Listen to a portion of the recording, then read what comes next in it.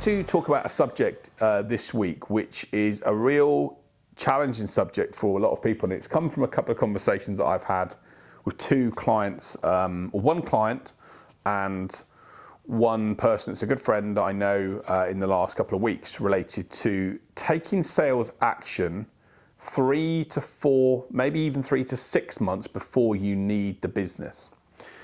And it's something that's so critical in sales and selling. And I want to talk about how and what we can do to make sure we take that action to avoid the pain that I'm going to share in a moment with these two examples. And the reality is, certainly in certain sales, and obviously if you're in sales where you sell cakes for 10p, who gets a cake for 10p nowadays? Cakes for £5 probably. But if you sell cakes today and tomorrow, the chances are that type of purchase, you're not gonna, you need to, it's what we call an immediate purchase. People are gonna do that straight away. But if you're listening to the podcast and you sell a higher value product, maybe it's a few £100 or a few £1,000, and if it's certainly a service, and a lot of the clients and companies that we work with do sell services that are, quite significant services, like financial services, for example. If you're an IFA listening to this and you're trying to get someone to, to trust you with, a few £100,000 of their money, then I'm going to give you a little tip of advice. Some people, the odd person, I'd say probably 10% of people might decide to make an immediate decision and go with that decision there and then. But I think the majority of people, 80%, maybe 90% of people, are going to go and want to go on a journey with you. They're going to want to go on a process with you, and a discovery process with you.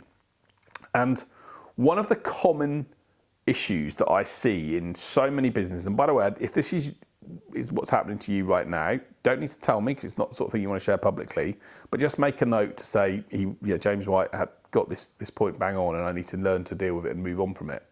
And that's that they look in their situation right now in their business, and they look at the numbers and what's coming in and the cash coming into the bank. If you're a small business owner, you look at the cash coming in, and what they do is they go, oh, there's not enough coming in as we thought, and there's not enough money coming through the accounts as we thought there would be, or we haven't booked enough business in.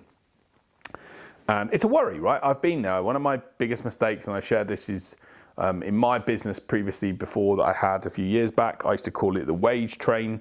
The wage train used to hit, was always the 28th of the month, and on the 1st of the month I used to find and scrabble through some of the monies to find, to pay people, because I always felt paying people was really important. And then, excuse my French, but the wage train would look me up and go, wow, there it is again. It would hit me straight in the face, and I'd know I'd have 2 weeks to raise the cash I needed to pay people again. And when you run a business, you have this issue of you need money to pay the bills, right? I always say, people say, oh, I've got loads of followers on social media and Instagram, TikTok, whatever. Great, but follows and likes don't pay the bills. You can't pay people with likes. You have cash in the bank, and cash comes from when people want to do business with you, and they do business with you when they feel that they trust you and believe in your solution to help them solve their problem or their desire. And I see consistently organizations that have not done the work 2 to 3 months in advance, and yet they come to that month or that time and they're looking for the business and it's not there. And if I had a pound for how many times people have said to me, what can I do to bring business in quite quickly, or what can we do to change where we are right now, I'd be a multi-millionaire. People always want the business today or tomorrow. And the best way I can reflect back on this, it's a bit like when you go on holiday. And if you're like me, you go on holiday and you try and keep yourself fit and well and whatever else. And everyone that knows me and has followed me on any form of social media will know that I love my food, love my going out, I love my life. But I've had to be a bit, becoming a bit more unhealthy. And if you go on holiday, and my wife's very good at doing this, she'll literally, she'll be really good for like 4 to 6 weeks before she goes on holiday, because she wants to be in a position where when she's putting her bikini on, or her swimming costume on, or a nice, dress or whatever, she wants to feel her best and look good in photos and feel that she's at her best. And I'm the same. When I go on holiday, and some people don't care about what they look like, and that's fine, that's their choice. But I don't want to look like, a beached whale when I'm on the beach. I joke with people a lot. I don't want Greenpeace coming in, saying get the whale back in the sea. It's for me. I want to be on the beach looking as good as I can do. But the work for that isn't when I'm on the plane, or I can't breathe in and when I'm on sipping my first cocktail on the beach. The work for that starts 3 months beforehand, when I know I'm going on holiday, and then I think, right, how can I make sure I'm eating better and exercising more and being careful about what I'm doing so that I'm maintaining my weight or growing or changing my body the way I want it to be, so that when I do get on the beach in 3 months' time, I'm in a good place. And there was that, I'm not sure, I don't watch a lot of reality TV. There was that sort of saying, no carbs before Marbs. In other words, if you want to go to Marbella and be on the beach looking amazing and with a six-pack, and by the way, if you name it, if you're watching the video, there's no six-pack there, maybe a 12-pack, but not a six-pack. The reality is, there's no, you don't get the six-pack. There's a good friend of mine, Pete Trigo, who's a cricketer, used to play cricket and a golfer now. If you search for Peter Trigo golf on Instagram, he is literally ripped at the moment. He's an ex-sportsman. He's got 12. He's got, goodness knows, you can see every rib there. He is a fit man, and because he puts the work in, right? And if you ask him, and I went and played golf with him a couple of weeks ago, and we had a drink afterwards. He wasn't eating the stuff. Everyone else was going into the golf club and having a sausage sandwich or whatever else. He was no, just has a coffee and was he did the work there so that when he a few weeks later he looks good. And we all run this risk, right? We all run this risk that we don't do things today that we know we should do, or we do the things today that we know we shouldn't do, i.e. like we eat the things that we shouldn't do, and think, oh, it's okay, and we let the part of our brain, the as Freud called it, the id, win, and that means then that when it comes to 6 weeks down the line, when we want to look good in our swimming trunks, we don't look good, or we don't look as good as we want to, or we're a bit heavier than we want to, and it's all about the reality of, and especially in sales, the work we do now is not going to generate the result for us tomorrow. Unless, and by the way, if you're selling, let's say, low value, under £50 products, it may well do. You could put an activity out today and it can generate business for you tomorrow. But in many cases, in business to business sales, in service sales, we've got to do the work. We've got to lay the seeds. We've got to put the framework in place to engage with people and to go on that journey with them, and so that over time they then feel comfortable to want to engage and work with us. And the reality is, unfortunately, too many people don't do that work. And I've had a client that's been in that position, and a good friend who is in the sports world, who admitted himself actually that he should have been doing some of the work that I suggested him to look at, and some of the things I'd talked to him about doing, he should have done, but he didn't. And for whatever reasons, he knows that now. But now he's under a bit of pressure because the clients that he's working with are asking, where's these deals? And the company that I'm working with at the moment are facing a bit of pressure to make sure they can hit some of the numbers that they want to hit. And the reality is they haven't done enough of the work earlier on in the process. They haven't taken enough action on a day-to-day or week-to-week basis to make things come together. And because of that, they're now in a position where they look a bit desperate, and they're trying desperate measures and being a bit pushy with certain clients and approaching things in the wrong way. And there was a great quote, I'm not sure where it came from, but it was, and I say it's now, desperation is a stinky perfume. When you appear too desperate in a sales situation, it's more likely than not to put the other side off. When someone comes to me and wants to push to make a decision, A, it makes me feel uncomfortable, it makes me think, no, I'm not going to talk to them at all, but B, it makes me think something's wrong in their business, something's wrong in their world.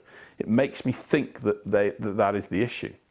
So I really encourage you to think about, if you want to avoid, I'm not sure when you're listening to this, but if you want to avoid in 3 months from now or 6 months from now, your number's not looking good, then vow to take some action today and tomorrow.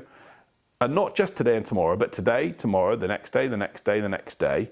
Build a chain of continuous action around sales and selling, and I'll talk to you about how to do that in a moment, that can help you get to the point where you get results in time. And go back to that fitness analogy, and go back to my mate Pete, who's got the six-pack on show. He's not got that from doing one set of sit-ups. He's got that from doing sit-ups and gym work every day, probably for 3 months. So it's the cumulative effect of what he does that gets the results, not just one activity. And a lot of the things that we talk about, our health and our well-being and the things we do, it's very rarely the one-off thing that does it. It's the cumulative effects, the good habits that we build up, the things that we do and we make, that we commit to doing on a regular basis. I commit to creating content. I create a podcast every week. I create a video every week. I create a Saturday sales tips email every week.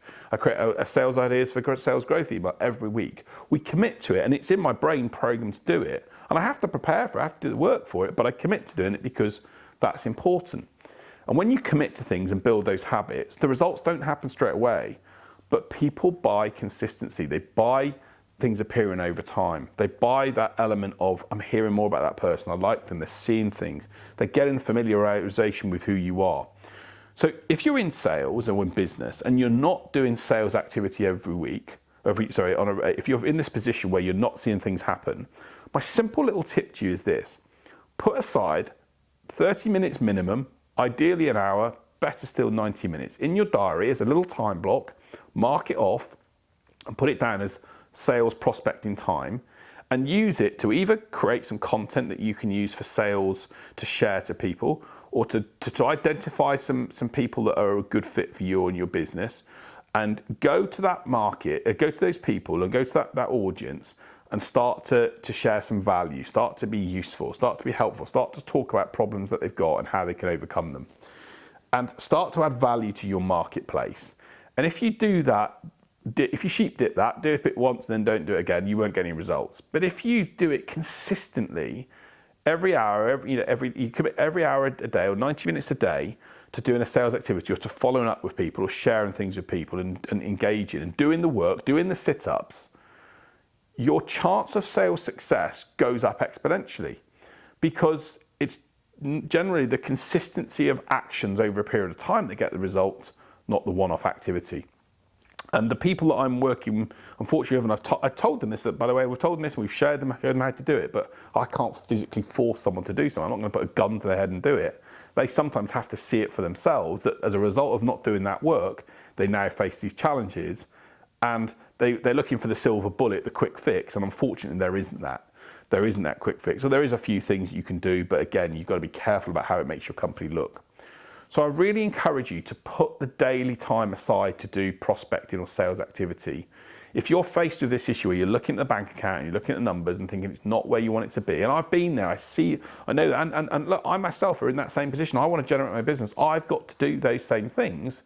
If it's not where you want it to be, then vow to change, vow to be in a position where you can put that diary slot, get your diary out now, if you're providing you're not driving, and put an hour in the diary at a time that works for you, when the kids are maybe in bed, even if it's 7 o'clock in the evening, that's okay, or 7 o'clock in the morning when the kids are asleep still, to do that sales activity. And if you can do it in the day, when you can then pick up the phone, and well, maybe in a future episode we'll talk about the ways in which you can reach out to people. There are 5 ways you could do it: letters and mail, there's video, there's email, there's social media, there's phone calls. Those, or 6 actually, face to face. Those are the methods by which you can do it. But vow to spend time on it on a day-to-day basis. And if you do that then, and avoid the procrastination, remove the distractions, remove everything else from what you're doing, you won't get the result that day or the day after. But if you do it for 30 days and consistently do it for 30 days, you're going to start to see impact for the work that you do, and start to see what we call green shoots of things starting to happen. And again, a lot of people then see those and then stop doing what they're doing. Make it your daily disciplines to focus on doing that sales activity, that sales work. And if you do that consistently, you can avoid being in a position where 3 months down the line, you're then looking, okay, where's my number? Where's the business? And it's not there because you didn't do the work for it. You can't get a six-pack abs without doing the sit-ups, and you're unlikely to get sales success without doing the work ahead of when you need it. So be that disciplined, have that focus to say, I want to avoid the problem in 3 months down the line. I'm going to do the work now and continue to do it, even though there's no reward straight away, in order to get where I want to be. There is no shortcuts to that type of success. You've got to do the work, be disciplined about it. And if you do that, you're going to be in a position to avoid that stress and strain of coming when the business isn't there and you feel difficult and feel troubled by the whole situation, which I want you to avoid.